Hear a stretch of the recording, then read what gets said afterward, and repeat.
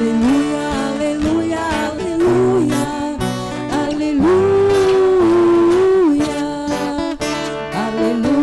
aleluia, aleluia, aleluia. Jesus pregava a boa nova, o reino anunciando, e curava toda espécie de doenças entre os povos. Aleluia, aleluia, aleluia, aleluia, aleluia, aleluia, aleluia, aleluia.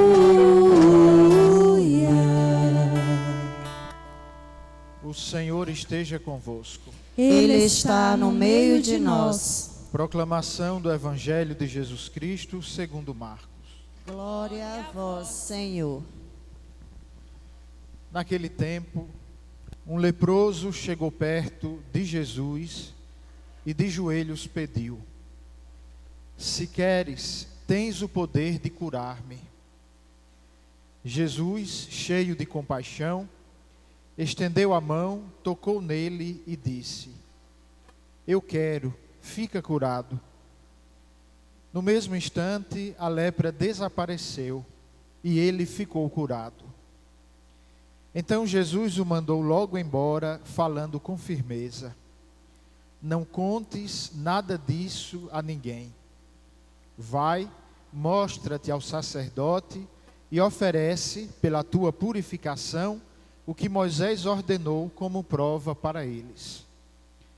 Ele foi e começou a contar e a divulgar muito o fato. Por isso, Jesus não podia mais entrar publicamente numa cidade. Ficava fora, em lugares desertos, e de toda parte vinham procurá-lo. Palavra da salvação. Glória a vós, Senhor.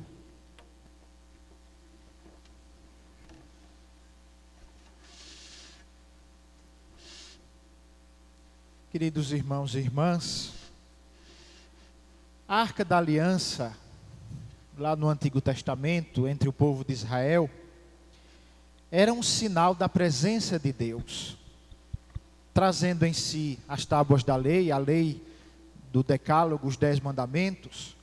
Aquela arca manifestava que Deus estava junto do seu povo. Era um sinal da presença de que Deus os acompanhava e os assistia em suas necessidades. Por isso, na primeira leitura de hoje, naquela situação de guerra contra os filisteus, de conflito, quando eles, de repente, começam a se sentir fracos, começam a se sentir já a caminho da derrota, eles logo então querem ir buscar a Arca da Aliança. Porque pensavam, Deus então vai estar conosco através da arca, naquela arca, e nós então poderemos vencer. Acontece que eles não venceram aquela guerra. E não só perderam a guerra, como inclusive a Arca da Aliança foi tirada do meio deles, foi sequestrada. E eles então passaram a viver quase que no exílio, porque pensavam, Deus já não está conosco, nós agora estamos sozinhos, o que vamos fazer? A primeira leitura de hoje, essa leitura do livro de Samuel, é colocada junto com esse evangelho que nós acabamos de ouvir, da cura do leproso que vem à procura de Jesus. E justamente para fazer-nos entender, aquela arca da aliança era apenas um sinal da presença de Deus, não era Deus mesmo. E Deus não dependia da arca para estar entre o seu povo.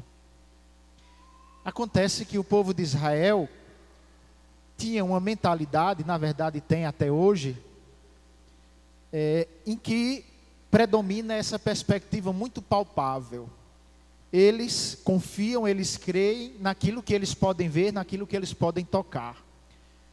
Poderíamos dizer até que é uma prática de uma religião assim um pouco bem materialista, bem materialista.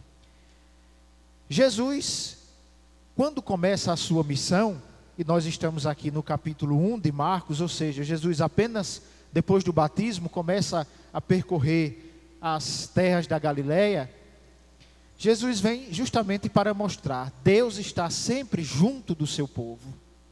E Jesus, diferente da arca, não é somente um sinal da presença de Deus. Jesus é Deus mesmo que habita junto do seu povo. E habita não somente numa perspectiva circunstancial.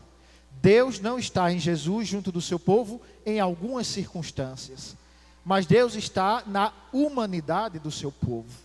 Nós celebramos há poucos dias o Natal, em que diante dos nossos olhos contemplávamos justamente este mistério: Deus que assumiu a nossa humanidade, Então, Deus agora em Jesus já não está simplesmente junto do seu povo através de algum objeto, através de algum sinal, mas dentro do próprio homem, dentro da própria humanidade. Nós trazemos Deus dentro de nós.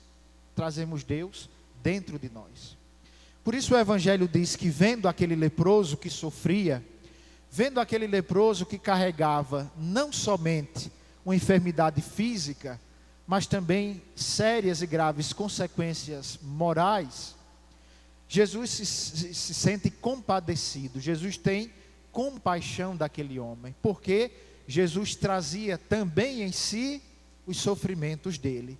Jesus então sofre com ele, padece com ele, e por isso naquela oportunidade lhe estende a mão, lhe dá a oportunidade, lhe dá a ocasião de ver-se curado, porque aquele homem confiou na presença, na pessoa, na palavra e no poder de Jesus.